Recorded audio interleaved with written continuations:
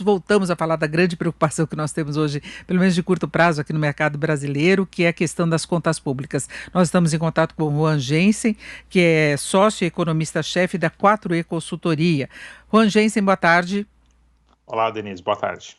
Bom, Juan, nós tivemos hoje a divulgação dos dados das contas consolidadas, né, do mês de julho, um avanço forte da dívida pública, foi a 86,5%. Essa é uma das grandes preocupações, porque mesmo que a gente esteja num estado de calamidade, tudo que o governo vai gastando, que ele precisa buscar recursos, vai ampliando a dívida pública. E as contas públicas como um todo tiveram um rombo de 81 bilhões de reais no mês de julho, né? Os dados foram divulgados hoje pelo Banco Central. Então isso sinaliza uma situação bastante difícil agora, só que fica a expectativa quanto à forma como a equipe econômica, o governo como um todo vão lidar com o orçamento do ano que vem, né, Juan? Para esse ano já era esperado, os números, inclusive hoje, eles ficaram melhor do que o esperado, né? Ou seja, a arrecadação começou a reagir e veio mostrando uma queda menor do que os últimos 3 meses, né? Ali a gente viu quedas ao redor de 30% na arrecadação, agora 17%.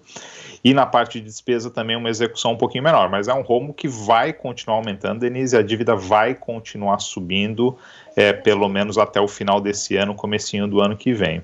Agora, para o ano que vem, tem que ver exatamente como é que vai ficar a questão. Tem muita incerteza no ar ainda, a questão do Renda Brasil, qual vai ser o desenho final, né? O auxílio se interrompe, é o que tem provocado o principal buraco, né? Se a gente olhar o auxílio como um todo, já são 250 bilhões de reais que foram destinados esse ano, agora está se falando algo em torno de mais 100, né? Seriam 350 bi.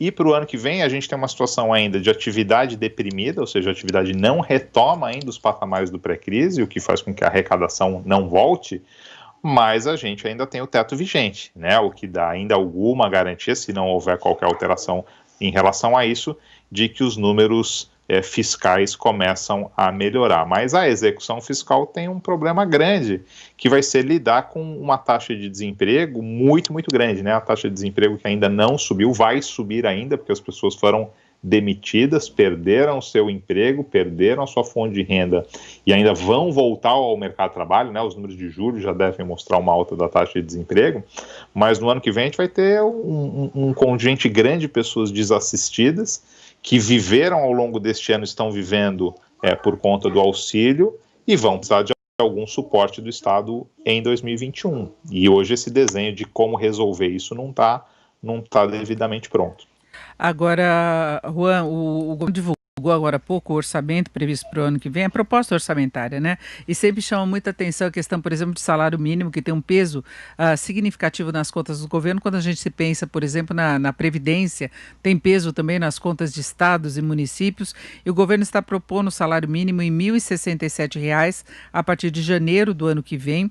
Isso está nessa proposta que foi apresentada hoje. Depende de aprovação do Congresso, mas representa um aumento de R$ 22 sobre o salário mínimo atual, que é de R$ 1.045. Vale lembrar que tem diferenças do salário mínimo por estado, né? Os estados podem aumentar o salário mínimo e equivale a uma perda de R$ 12 na comparação com a proposta de abril deste ano, né? O governo agora trabalha com previsão de uma inflação mais baixa e daí essa alteração.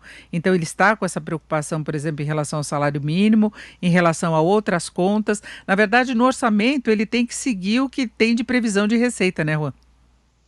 O orçamento ele tem que cumprir o teto de gasto, né? Enquanto a gente não tiver alteração na legislação que rege o teto, não só o orçamento, mas a execução tem que respeitar, sob que possibilidade de crime de responsabilidade fiscal sujeito a impeachment, né? Então, assim, não só a economia quer cumprir, mas o presidente quer, enfim, o presidente às vezes dá algumas declarações de sentido dúbio, né? Está se discutindo, mas seria mudar as regras do teto, ou mudar a parte dos gastos que estão sob essa regra, permitindo um aumento de gasto. O salário mínimo é natural que suba menos, né, no ano que vem, porque a inflação vai ser menor, a expectativa de inflação é de uma inflação abaixo dos 2%, então, como o PIB foi negativo, enfim, né, a gente tinha aquela regra que não vale mais, mas que era inflação mais PIB, PIB negativo, então, assim, o salário mínimo vai seguir o aumento da inflação, mantendo o seu poder de compra,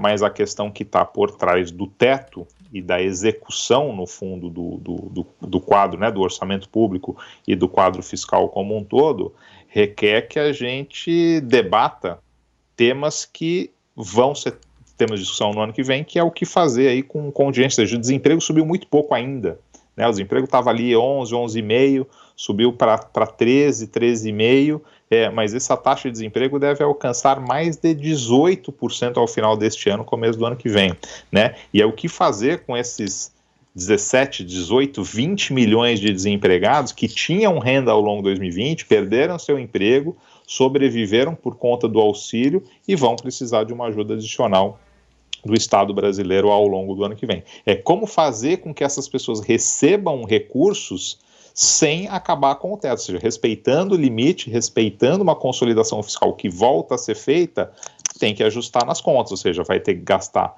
menos em algum lugar para direcionar esse recurso de fato aonde ele é mais necessário ou mais útil. E isso não está feito ainda porque, inclusive, não se sabe qual o valor do Renda Brasil, da onde vai vir o recurso e quais são as pessoas elegíveis, né? A gente sabe que o auxílio emergencial, inclusive, tem muita fraude, né?